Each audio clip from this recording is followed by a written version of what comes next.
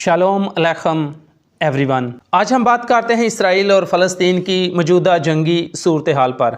आप सब जानते हैं कि हफ्ते के रोज़ जब हमास की तरफ से इसराइल के अंदर दाखिल होके मुख्तलिफ़ हमले फ़ज़ाई, ज़मीनी और मज़ाइली हमले किए गए और फिर उसकी जवाबी कार्रवाई में इसराइल ने भी उसी वक़्त अपनी कमांड संभाली और फिर हमास के ऊपर और मुख्तलिफ़ जगहों पे जो मज़ाइल दागने शुरू कर दिए।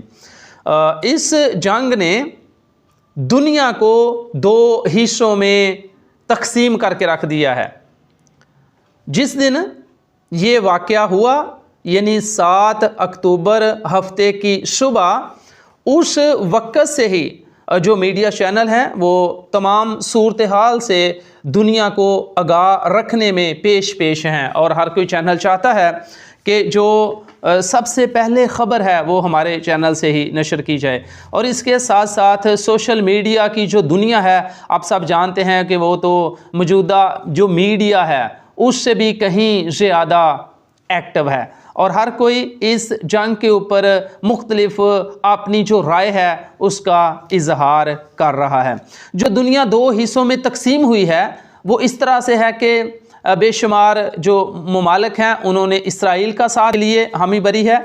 और इस मौजूदा जंगी सूरत हाल में जो दुनिया दो हिस्सों में तकसीम हुई है वो इस तरह से है कि सबसे पहले अमेरिका के जो मौजूदा सदर हैं उनकी तरफ से इसराइल की मुकम्मल हमायत का ऐलान कर दिया गया और फिर ऐलान ही नहीं किया गया बल्कि पूरा बड़ा बेड़ा जिसके ऊपर मुख्तलिफ वेपन्स हैं वो वहाँ से रवाना कर दिया गया है इसराइल की सपोर्ट के लिए, ताकि जब भी उन्हें जिस भी हथियार की ज़रूरत पड़े वो अमेरिका से जो भेजे गए वेपन्स हैं उनका इस्तेमाल जंग में किया जा सके।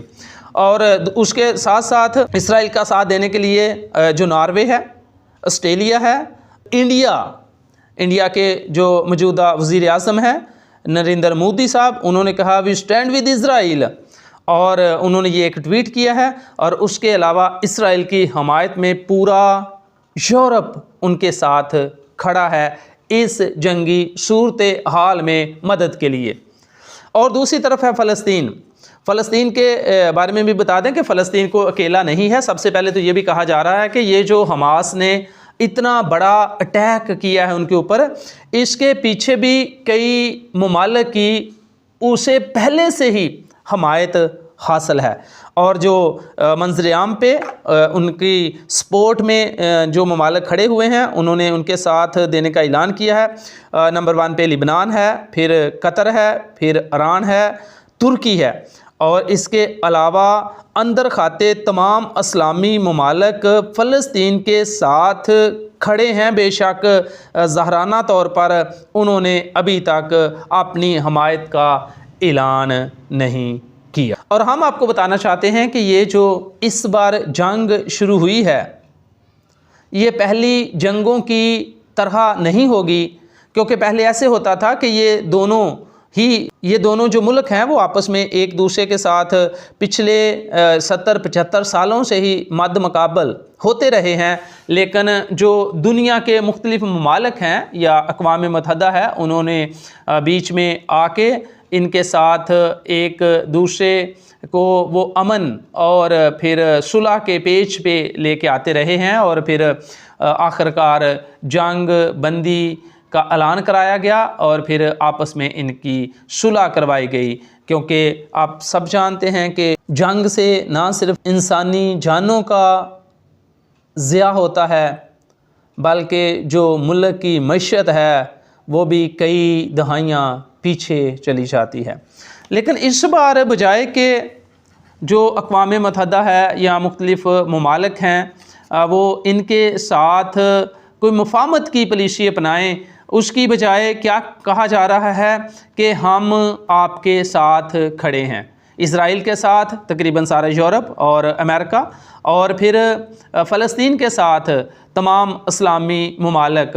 और आप ये भी जानते होंगे कि हमारा जो पाकिस्तानी मीडिया है वो तो पहले से ही तरफदारी की ख़बरें देने में पेश है।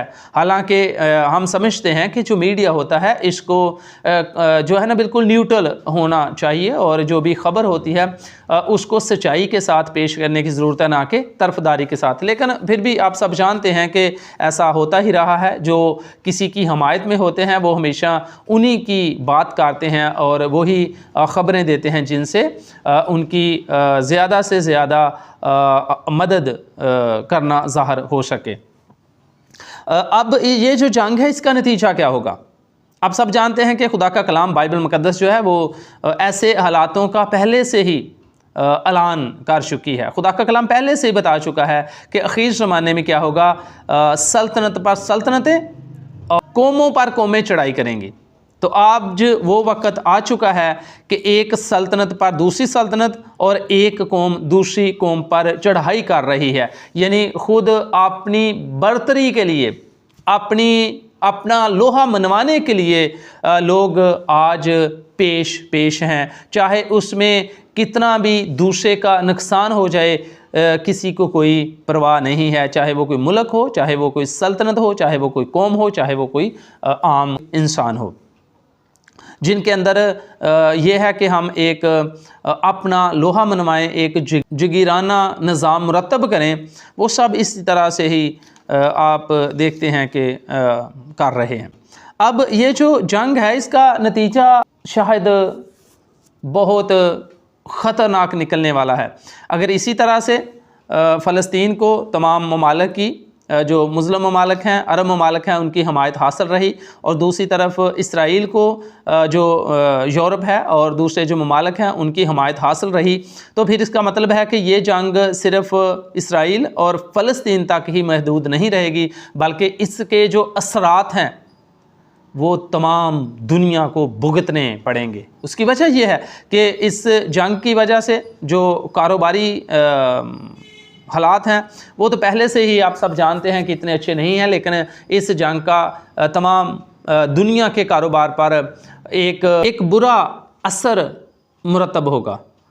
और फिर दूसरी तरफ ये भी है कि एक दूसरे के साथ जो नफ़रत है वो रोज़ बरोज़ और बढ़ती चली जाएगी। इसराइल, आप सब जानते हैं कि इसराइल के जो लोग हैं वो ख़ुद मुख्तार हैं और वो किसी को कुछ नहीं समझते, लेकिन फिर भी जो दूसरे ममालिक हैं उनकी हमायत में खड़े हैं। तो हमें सबसे पहले, हम जो अपने अंदर इंसानी दर्द दिल रखने वाले लोग हैं, हमें ऐसे तमाम हालातों की सपोर्ट नहीं करनी चाहिए, बल्कि उनके लिए दुआ करनी चाहिए कि जो कादिर मुतलक खुदा है वो अमन की सूरत हाल को बरकरार रखने के लिए वो जो ज़िम्मेदार लोग हैं, जो अहबाब इख्तियार हैं, उनके दिलों में ये ऐसा एक दूसरे के लिए एहसास और मोहब्बत पैदा करे कि वो इस सारी जंगी सूरत हाल में कोई मुफाहमत की पॉलिसी अपना सकें और दोनों कौमों को के जो भी कंसर्न हैं, जो भी मसले मसाइल हैं, जो भी प्रॉब्लम्स हैं, उन्हें एक मेज़ पर बैठकर मुज़ाकरात के ज़रिए से हल किया जाए, ताकि जो इंसानी जानें हैं उनका ज़िया ना हो। खुदावंद आपके साथ हो। God bless you all.